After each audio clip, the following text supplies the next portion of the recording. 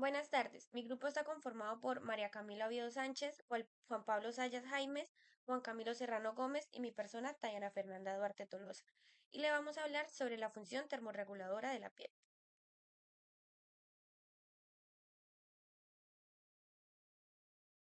Introducción. La piel es el órgano más extenso del cuerpo y cumple una función vital, que es la regulación de la temperatura corporal, a través de los mecanismos como sudoración, vasodilatación, vasoconstricción y pilorección, de los cuales vamos a hablar más adelante a lo largo de esta exposición. Esto ayuda a mantener un equilibrio térmico frente a los cambios del ambiente. En medicina veterinaria es muy importante entender esto, ya que es clave para prevenir y tratar alteraciones térmicas que afecten la salud y el bienestar de los animales.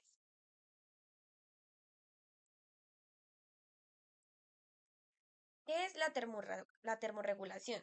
Es el resultado de los procesos químicos y físicos sensibles a los cambios de temperatura. Los animales utilizan diferentes estrategias para regular la temperatura de sus tejidos, dependiendo el tipo de pelaje y el clima en que se encuentren. Si la temperatura corporal disminuye muy por debajo del valor normal, que es aproximadamente los 38 grados centígrados, los procesos metabólicos se enlentecen hasta un punto en el que las funciones corporales quedan deterioradas. Ahí podemos apreciar una tabla en la cual ponemos el promedio de la temperatura de todos los animales domésticos de interés zootécnico, como el gato, la vaca, el perro y el asno. Vemos que la temperatura promedio es de 38 a 37 grados. Y pues en la parte derecha están los intervalos.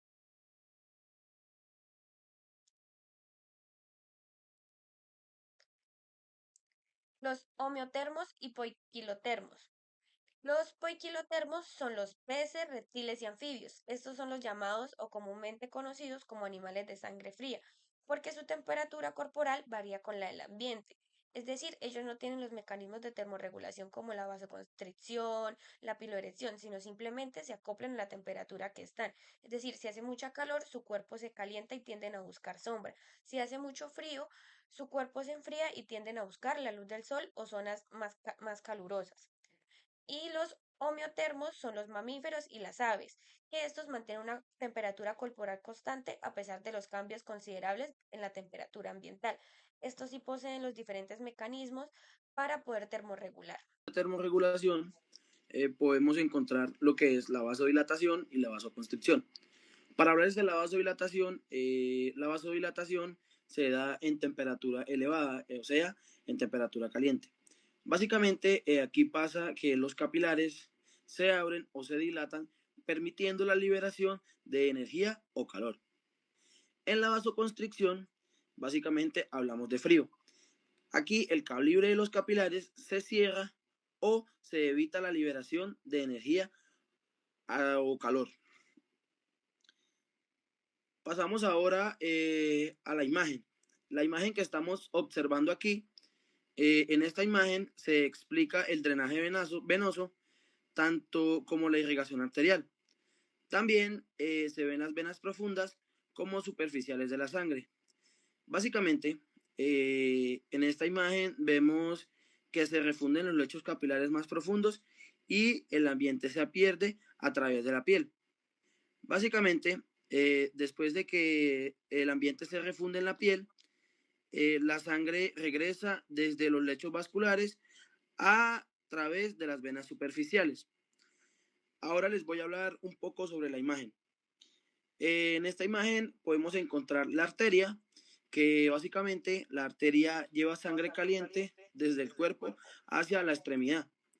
A medida que la sangre baja, puede perder calor, pero para evitar que se enfríe demasiado, ocurre un mecanismo que en este caso lo podemos definir como intercambio de calor con las venas profundas.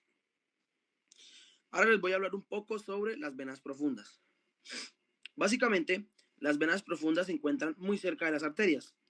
La sangre venosa, que regresa fría desde la parte externa, absorbe el calor desde la sangre arterial, que en este caso la sangre arterial viene caliente, como ya les explicaba anteriormente. Este proceso se le denomina intercambio contracorriente de calor. Básicamente se explica que en este proceso se da que el calor se conserva dentro del cuerpo en el lugar de perderse hacia el exterior. Ahora les voy a hablar sobre los capilares profundos y superficiales. Básicamente, los capilares profundos en esta parte se mantienen activos en condiciones frías y ayudan a conservar el calor dentro del cuerpo. Los capilares superficiales se activan cuando hace calor. Llevan la sangre más cerca de la piel para liberar calor hacia el ambiente. En este caso, tanto capilares como venas superficiales los podemos observar con las flechas rojas que aquí salen hacia arriba. Para hablarles ahora de la anastomosis arteriovenosa, básicamente esto es una conexión directa entre arterias y venas que puede abrirse o cerrarse. Para así controlar la capacidad de sangre que pasa por los capilares superficiales. Aquí podemos encontrar dos pequeños tipos, o dos pequeñas, por decirlo así, slash. Si hace frío, básicamente se cierran para conservar el calor. Y si hace calor, obviamente se abren para permitir que la sangre libere calor. Como resultado, que en este caso serían las tres flechitas en la parte de la derecha, es el calor. Básicamente, este sistema permite que el animal mantenga una temperatura corporal estable, básicamente incluso en las extremidades como en las patas. Cabe recalcar que estas extremidades o patas están expuestas a temperaturas muy bajas o muy altas. El proceso de sudoración por termorregulación inicia cuando los termorreceptores periféricos y centrales detectan el aumento en la temperatura corporal. Toda esta información viaja al hipotálamo anterior, que es el principal centro integrador de la termólisis. Cuando la temperatura supera el punto de ajuste homeostático, este núcleo incrementa su actividad y activa una respuesta efectora. Esta respuesta viaja por vías eferentes y se transmiten mediante neuronas simpáticas. Una excepción durante el sistema simpático es que utilizan la acetilcolina en lugar de la noradrenalina. Estas terminaciones actúan sobre los receptores muscarinos M3 presentes en las glándulas sudoríparas ecrinas. La activación de estos receptores M3 incrementan la concentración del calcio y activan mecanismos secretores dependientes del transporte activo. El resultado es la producción de un filtrado plasmático que se conforma por sudor primario y un fluido isotónico rico en sodio y en calcio. Mediante que este fluido asciende por el conducto sudoríparo, ocurre una reabsorción electrolítica regulada por los canales ENAC y CFTR, convirtiendo el sudor final en una secreción hipotónica. Con relación al plasma, una vez que el sudor llega a la superficie de la piel, no se da la termorregulación. La termorregulación se da cuando el sudor se evapora y así se va perdiendo calor de poco a poco. Cuando hablamos de mecanismos de termorregulación, está la piloerección, que la piloerección es uno de los mecanismos que usan los animales para regular la temperatura. Básicamente es cuando el pelo se eriza. Esto ocurre porque un pequeño músculo que está unido al folículo del pelo se contrae. Cuando la temperatura baja, este mecanismo ayuda a atrapar una capa de aire caliente cerca de la piel, lo que nos sirve como un aislamiento. Y no solo aparece por el frío. En algunos animales, como los gatos o perros, también sucede cuando están asustados, cuando están estresados. En esos casos no buscan calentarse, sino parecer más grandes y amenazantes.